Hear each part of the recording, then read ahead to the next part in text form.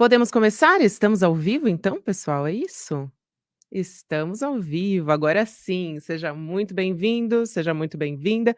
Gente, aqui, primeira vez que a gente está fazendo Em Detalhes ao vivo, tá? Por isso a gente teve uma passagem de programa um pouco diferente. Primeira vez que isso está acontecendo, hoje que é quinta-feira, dia 8 de fevereiro de 2024. Aqui no Em Detalhes a gente sempre discute com um convidado, com uma convidada, uma temática, uma notícia importante do momento e hoje, excepcionalmente, a gente está fazendo esse programa no calor dos acontecimentos dessa operação da Polícia Federal.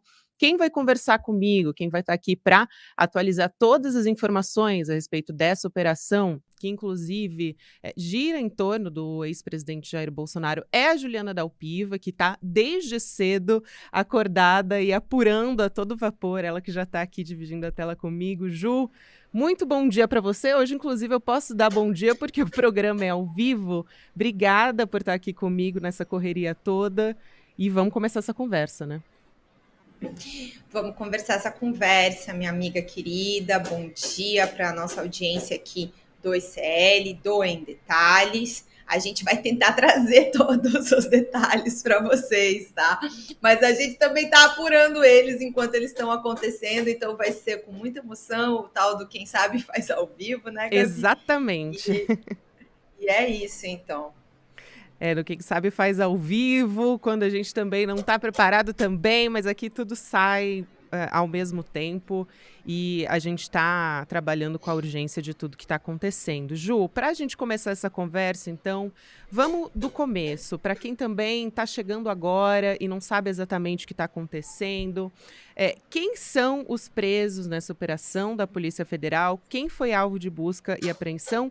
Qual é a situação de momento? Eu queria perguntar especificamente sobre quantos militares das Forças Armadas, segundo as investigações, teriam participado dessa elaboração de um golpe para manter o ex-presidente Jair Bolsonaro no poder. No que se baseia tudo isso? Gente, então vamos lá, nossa, várias perguntas. Então, Vamos por hoje, partes. a polícia. Vamos por partes, como diria o esquartejador, né? Desculpa, gente, a piadinha infame. Eu tô aqui nervosa, lendo a decisão e respondendo Não as fique perguntas da nervosa, Gabi. você está em casa. Então, eu tô em casa, mas vamos lá. A Polícia Federal, desde muito cedinho, está cumprindo os mandados da operação, que tem um nome em latim, que chama Tempus Veritatis, que é o tempo da verdade. Esse é um primeiro aspecto que eu quero ressaltar para a gente entrar no assunto. Bolsonaro, como todo mundo sabe, adora o versículo de João, se não me engano é 8:23, né? Conhecereis a verdade e a verdade vos libertará. Se eu cometi algum erro aqui, a minha amiga Gabriela Varela vai me corrigir na É isso citação do mesmo. versículo. João Mas é isso. 8:32. 8:32, eu falei 23, 8:32. Então, é uma dobradinha da Polícia Federal em relação a isso e em latim, né?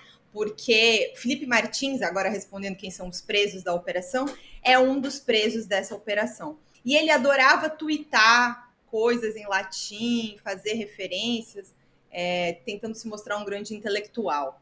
Felipe Martins, que é um dos principais alvos dessa operação hoje, ele era assessor especial do presidente da República, quando a presidência da República estava nas mãos de Jair Bolsonaro, e é apontado pelo Mauro Cid como uma das pessoas que negociou ali, que tramitou a tentativa de um golpe de Estado. Então, ele é um dos alvos de prisão. Ele foi preso em Ponta Grossa, na casa de uma namorada dele, e além dele, nessa operação hoje, tem mais 3 militares que foram alvo de prisão, né? Se eu não me engano, até um pouquinho antes da gente entrar aqui, 2 já estavam presos. O nome deles, me dá um segundo aqui que eu vou pegar. Um deles é o Marcelo Câmara, que justamente também assessor próximo do Bolsonaro, muito próximo, Marcelo Costa Câmara. Além dele, Rafael Martins de Oliveira, que é um outro militar também, e a gente ainda está apurando especificamente detalhes em relação ao Rafael, e um outro coronel, que, se não me engano, é Coronel Romão Correia, que está no exterior, ele estava num curso no exterior, Então, eu acho que esse último mandado, desse coronel, ele ainda estava em aberto, a Polícia Federal ainda estava tentando cumprir pouco antes da gente entrar aqui. Esses são os presos. Agora, para o restante da operação, porque são mais de 30 mandados de busca, aí sim, aí a gente vai ter o primeiro escalão do governo Bolsonaro. O candidato a vice-presidente da República, que foi chefe da Casa Civil, foi ministro da Defesa e candidato, né, a vice-presidente com o Bolsonaro, o Walter Braga Neto. Foi alvo de busca e apreensão. O general Heleno, ministro do GSI, que não tinha sido alvo na outra investigação, na investigação que diz respeito diretamente só à ABIN. Aí o general Heleno não tinha sido alvo lá, agora ele é alvo nessa investigação aqui que a gente já vai detalhar mais à frente. O Anderson Torres, que foi ministro da Justiça do Bolsonaro, no final, né, no último ano de governo. O Anderson, que já né, tá cumprindo medida. O Anderson já tinha sido preso no pós-8 de janeiro e cumpre medidas restritivas, ele é monitorado pela Justiça. Estes são os principais nomes da operação hoje. E aí eu não sei como é que a gente vai seguir aqui, se é por aqui que você queria caminhar, mas acho que é importante a gente, antes de falar do que aconteceu, né, o que leva o ministro Alexandre de Moraes a decretar essa operação, acho que era importante a gente explicar os antecedentes, ou seja, como chegamos até aqui, né? O que embasa essa investigação. Sem dúvida, Ju. Vamos também entrar nesses aspectos. Eu só queria esclarecer, porque você falou alguns nomes que eu acho bastante importante. Por exemplo, a gente tem o nome do Felipe Martins, um ex-assessor importante do ex-presidente Bolsonaro. Tem nomes aí que já foram apontados, inclusive em outras investigações, como sendo parte do gabinete do ódio, né? Eu acho isso fundamental e justamente casa com esse aspecto histórico que você quer trazer aqui, do como chegamos até aqui. Então, eu acho esses nomes fundamentais para você poder recuperar esse histórico aqui para a nossa audiência. Então, como o nosso time está lá apostos, lendo a decisão, entendendo todos os motivos da operação de hoje, eu vou começar por esse contexto e aí depois a gente traz esse material da decisão. Porque eu acho que a coisa que eu mais me dediquei foi justamente entender esses personagens, né? O Tércio, que é um outro personagem que também é alvo de busca e apreensão hoje, apreenderam o celular dele lá em Angra dos Reis. O Bolsonaro continua na casa dele lá de Mambucaba, e o Tércio é uma sombra do Bolsonaro. Então ele tá onde o Bolsonaro está, o Tércio está. E essa relação ela já é bastante antiga, ela se eu não me engano, desde 2014, o Tércio é assessor do Jair Bolsonaro, já desde o período lá da Câmara, né? O Bolsonaro ainda é deputado federal. Ele tinha uma página na internet que era Bolsonaro o Opressor, uma página no Facebook. E aí ele fazia vários memes super agressivos, e aí isso chamou a atenção do Bolsonaro, do Carlos Bolsonaro, e eles foram atrás do Tércio, lá na Paraíba, para trazer o Tércio para ser assessor do Bolsonaro. E aí, junto com o Tércio, também assessores que trabalham para o Carlos Bolsonaro. Um deles é o José Matheus Salles Gomes, que é conhecido por zoeiro entre os bolsonaristas. Trabalhava ali dentro do gabinete do Carlos, mas em parceria. Eles dois, mais uma outra figura que chama Matheus Diniz, são as pessoas que compunham, que eles chamam de gabinete do ódio. Eles três, depois que o Bolsonaro foi eleito, foram nomeados para o tal do gabinete do ódio, né, como assessores. Na verdade, assim, o cargo, né, formal, porque esse não existe, assessor especial da presidência da República. E aí eles ficavam numa salinha lá que começou a ser chamada de gabinete do ódio, porque eles atacavam literalmente todo mundo. Não precisava ser adversário do Bolsonaro, só eles atacavam os aliados também. Vários aliados foram alvo disso ao longo do tempo. Então, este é um braço. E aí, pelo que eu comecei a ler da decisão, e aí, assim, para a gente poder fazer também o link, por que estou aqui falando de gabinete do ódio, né? Esta investigação, que hoje né, tem a operação, ela é a investigação do que ficou conhecido como milícias digitais.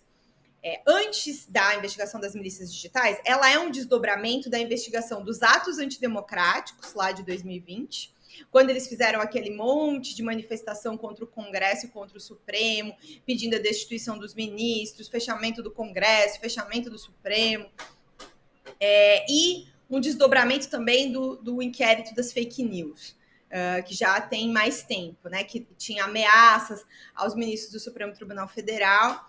E aí, assim, primeiro tem o inquérito das fake news, aí ele vira um desdobramento para esses atos antidemocráticos lá em 2020, e aí na conclusão daquele inquérito, o ministro determina a abertura de um novo, que é esse das milícias digitais, que vem já há muito tempo sendo abastecido, com muitos dados. Então, o ministro está de olho, né, assim, ao longo do tempo, e a Polícia Federal, a PGR, né, em todas as tentativas de ataque às instituições. Todas as vezes que o Bolsonaro estava lá, na Praça dos Três Poderes, dizendo que atacando o Alexandre de Moraes, o Fux, quando era presidente do Supremo, o mesmo Congresso, né, a própria Câmara, tudo isso está documentado ao longo do tempo dentro desses inquéritos que eu mencionei. Então, o histórico dessa investigação é tudo isso. Não é um olhar só sobre o 8 de janeiro. Mas aí tem um ponto que é onde a coisa se aprofunda. Em determinado momento, o Cid Eu ia te faz perguntar um isso vazamento. agora, Ju. Desculpa até te interromper, porque você está fazendo uma linha do tempo extremamente importante para a gente compreender o que aconteceu. E eu ia justamente te perguntar quanto a delação do Mauro Cid foi o que levou a Polícia Federal, talvez, ao cerne desse resultado que, na prática, a gente está vendo agora.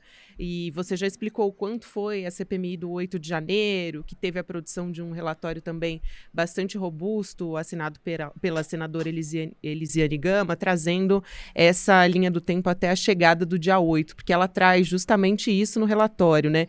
Como não foi simplesmente do nada que esse ataque à Praça dos Três Poderes aconteceu, como foram diversos acontecimentos que foram levando ao dia 8. Então, queria justamente tocar nesse ponto com você agora. Então, são vários acontecimentos. Tem um aspecto que as pessoas sempre esquecem, que eu quero falar aqui, de como o Cid surge dentro dessa história.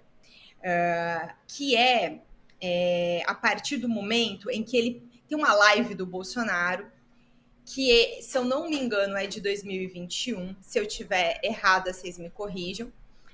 Mas em que o Bolsonaro fala que tem uma fraude no sistema do Tribunal Superior Eleitoral, e aí ele vaza uma investigação que existia sobre o sistema interno do TSE. Desculpa te interromper, a gente já volta a esse histórico, porque as informações vão chegando rapidamente. Tem uma informação que acabou de chegar aqui. A nossa produção acabou de me avisar que o presidente do PL, o Valdemar Costa Neto, foi preso em flagrante com arma de fogo. Daqui a pouco, talvez, a gente tenha, inclusive, essa apuração. Você está fazendo tudo aí ao mesmo tempo, é muita coisa também para apurar. Mas ele foi preso, em flagrante pela Polícia Federal. As informações que a gente tem aqui da produção é de que os agentes encontraram uma arma de fogo na casa do dirigente do PL, do partido de Jair Bolsonaro. Nessa operação também que foi alvo Jair Bolsonaro e outros militares e ex-assessores também, conforme a gente está informando aqui a nossa audiência. Eu estou conferindo essa informação aqui, ela ainda não chegou para mim. Assim que ela chegar, a gente fala aqui, a gente está de olho. Espera aí, tá justamente nesse instante eu estou recebendo informações. Aqui a gente faz tudo ao vivo mesmo, tá, gente? Porque a gente está realmente apurando em tempo real. A Juliana Dalpiva está desde cedo. E olha, então, eu diria para a gente ter um pouquinho de cautela com essa informação, porque ela não está confirmada para mim, não, Informação, sobre a então, prisão. que a Ju Delpiva vai continuar Foi a acompanhando. informação que eu estou recebendo aqui é de que foi encontrada uma arma de fogo, mas não há a prisão. Se tiver uma confirmação da prisão, a gente vai trazer ao vivo aqui para nossa audiência do ICL. Então, olha aí, informação atualizada por Juliana Delpiva, que está conversando diretamente com as fontes ligadas às investigações, ligadas à operação que está atuando nesse caso. A gente consegue, Ju, retomar a partir do ponto de onde chegamos até aqui? Ou você tem mais alguma informação da operação de momento que seja importante para a gente noticiar por agora? Então, eu vou dizer para a gente, eu vou propor uma coisa. Terminar esse raciocínio do Cid, e aí vamos no nosso Vamos site, nessa. porque o nosso super time tá lá lendo a decisão e tá destacando pra gente os pontos, e aí eu consigo explicar pelos pontos que estão subindo, enquanto a gente está aqui trazendo esse histórico, que é para as pessoas entenderem, porque, gente, o volume de informação é muito, muito grande. É muito robusto. Eu estou aqui com o site aberto, inclusive, Então, também. só mais um segundo aqui para essa história do Valdemar, porque Com é certeza, Ju, o tempo importante que que a você gente quiser, traga o uma tempo que você quiser. informação. Enquanto você está checando aí com as fontes a respeito dessa possível prisão, mas já se sabe, segundo a Juliana Delpiva, que os agentes encontraram uma arma de fogo na casa do Valdemar Costa Neto, presidente do PL. Essa operação que está sendo realizada em diversos estados, né, em 10 estados, que está apurando a participação de pessoas no golpe do 8 de janeiro, principalmente gira em torno do ex-presidente Jair Bolsonaro. Enquanto isso, eu estou acompanhando as informações aqui de momento também, que a nossa equipe no iclnoticias.com.br está trazendo para a gente, inclusive com os nomes completos. Eu recomendo para quem está querendo saber especificamente quem foram os alvos, o que foi apreendido. A gente fez esse histórico aqui, né, fez essa retomada no início em detalhes com a Juliana Delpiva, mas no nosso site também a gente tem essas informações a respeito dos auxiliares de Bolsonaro que foram presos, por exemplo, Felipe Martins, que foi assessor, para assuntos Gente, internacionais da presidência, Marcelo Câmara e também Rafael Martins. Diga, Ju, espaço abertíssimo aqui para você. Vamos lá. tenho atualização. Só para a gente ter bem certinho aqui. Foi flagrante. Então, não tem um mandado de prisão anterior. Né? Então, como foi encontrado durante a busca uma arma de fogo e ela estava ilegal, então teve ordem de prisão em flagrante, sim. Então, a informação que a gente tem é que Valdemar Costa Neto foi preso em flagrante e a arma também de fogo foi apreendida junto com ele durante essa operação da Polícia Federal. Sim, e tenho mais uma atualização que agora vem também por fontes da Polícia Federal, que a arma estava irregular em nome de terceiros, não estava nem no nome dele.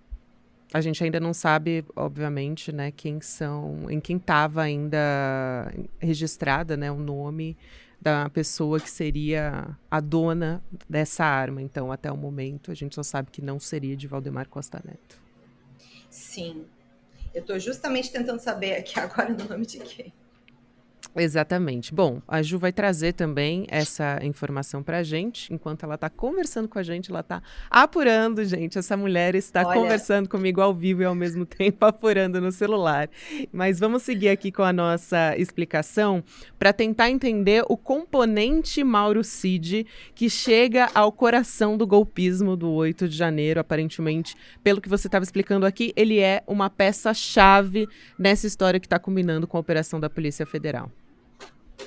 Ele é uma peça-chave, mas assim, até porque ele se tornou um personagem muito conhecido e ele não é um dos homens de confiança da história do Bolsonaro. Ele se aproxima do Bolsonaro a partir do período da presidência. Por isso que todas as vezes que a gente vai falar aqui, a gente faz referências, na maior parte das explicações, a outras figuras, outros nomes.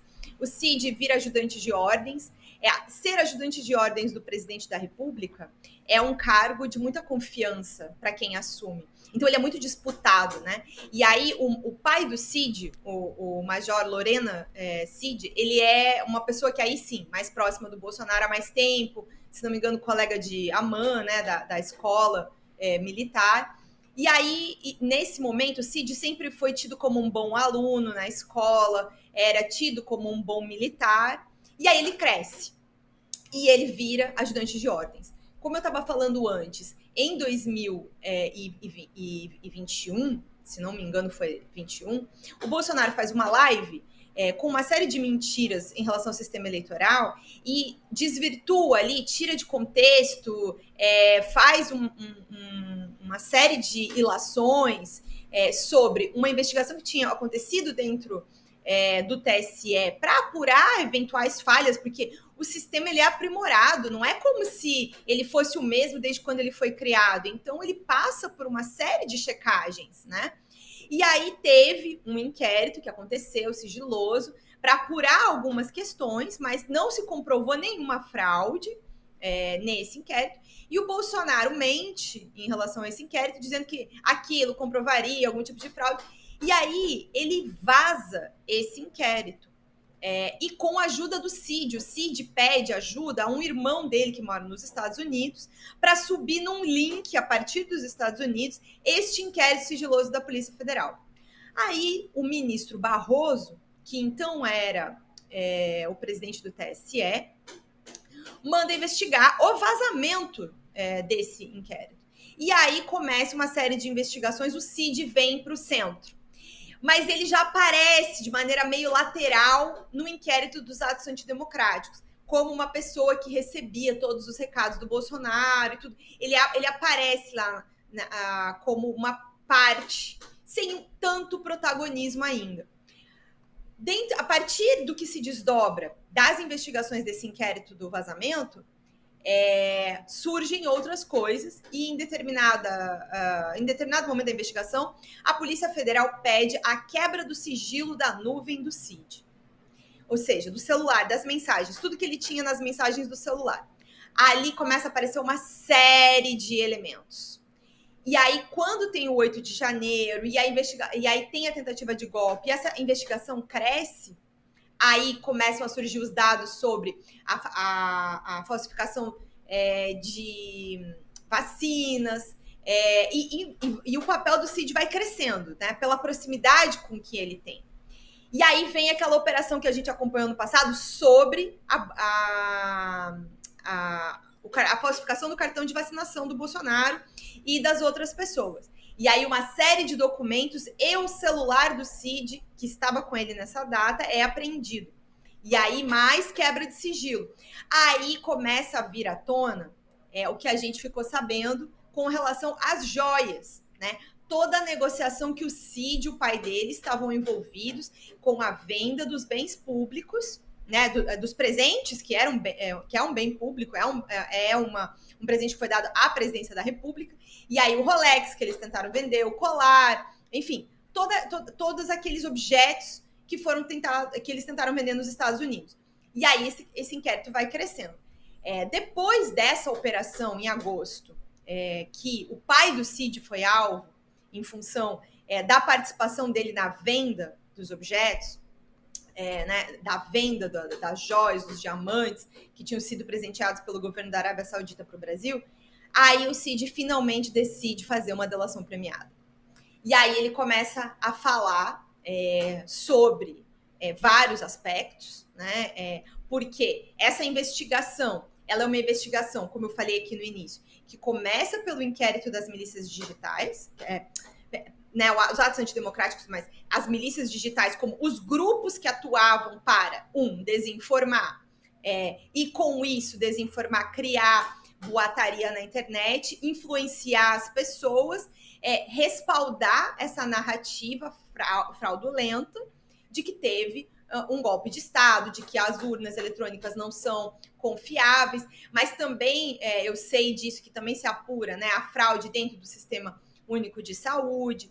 Então, assim, todas as tentativas de atacar o Estado. Esse inquérito está nesse momento, de investigar todas as maneiras que Jair Bolsonaro tentou atacar o Estado. E quem estava com ele nisso? E quem tentou dar um golpe de Estado no Brasil no começo do ano passado, mas também não só no 8 de janeiro, em todo aquele período pós-eleição.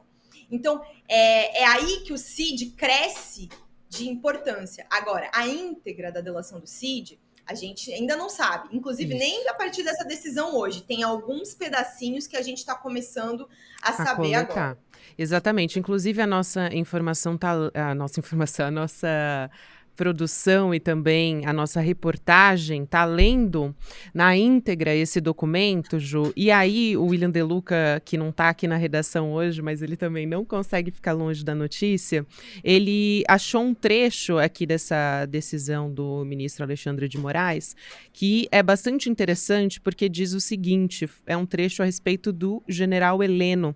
Ele teria sugerido infiltrar agentes da ABIN nas campanhas eleitorais, mas o ex-presidente Jair Bolsonaro ficou com receio que descobrissem. Só para dar as informações exatas aqui, eu vou ler exatamente esse trecho aqui do documento, que diz o seguinte: nesse sentido, mensagens trocadas por aplicativos por Mauro Cid, com uma série de interlocutores, indicam mudança de posicionamento do então presidente Jair Messias Bolsonaro no que diz respeito ao resultado do pleito presidencial, evidenciando-se abandonar a aceitação da derrota para analisar a possibilidade de virada de jogo, como definido por alguns militares, empresários e integrantes de seu governo.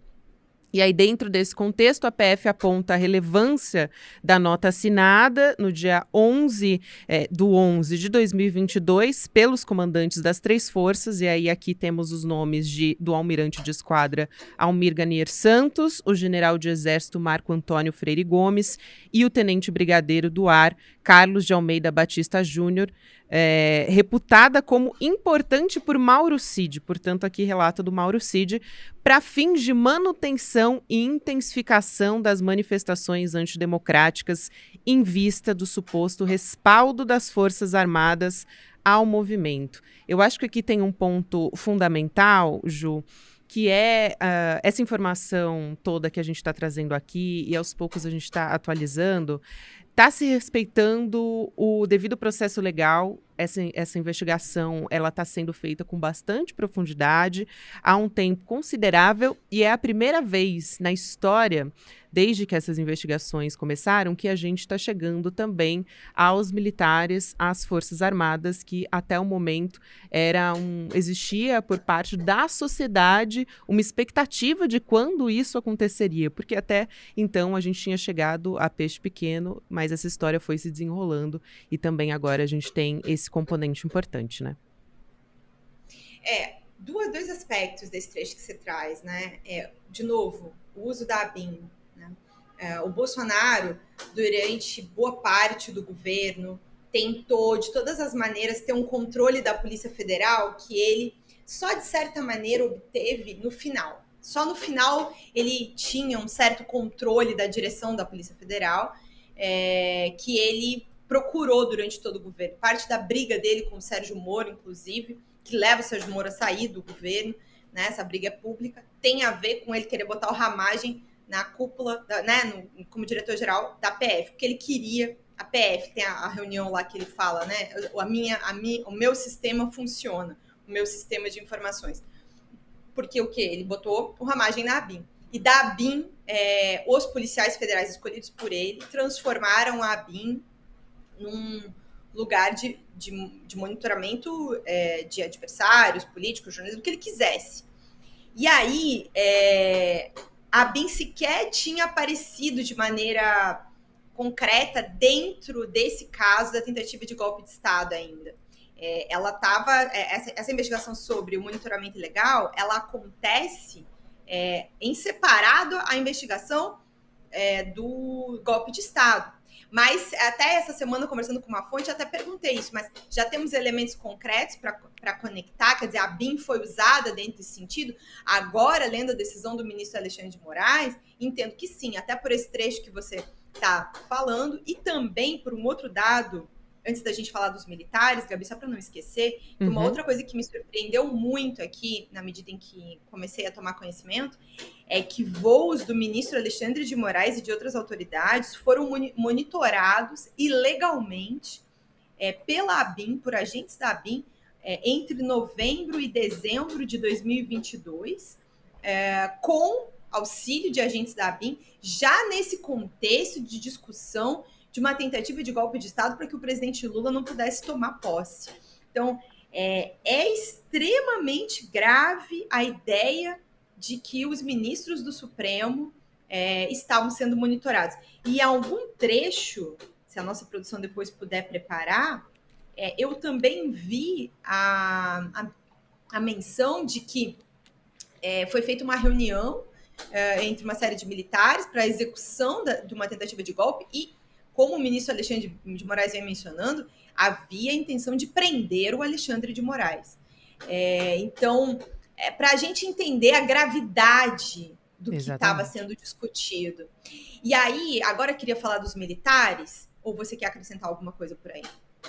Não, Ju, eu queria, na verdade, porque daqui a pouco a gente vai se encaminhar para o final, pedir para você fechar essa história dos militares, porque tem uma informação importante também a respeito de autoridades que foram monitoradas pelos golpistas. E eu vou trazer aqui um resumo sobre isso, informação que está no islnoticias.com.br, acaba de sair, mas antes você pode fechar o seu raciocínio, por favor, a respeito dos militares.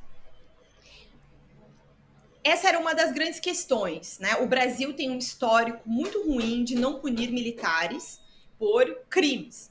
Os militares querem ser julgados no Superior Tribunal Militar, eles não querem ser julgados pelos tribunais civis. Então, é uma discussão que já vem da ditadura, do pós-ditadura. O Brasil fez uma lei de anistia que anistiou crimes que nem conhece.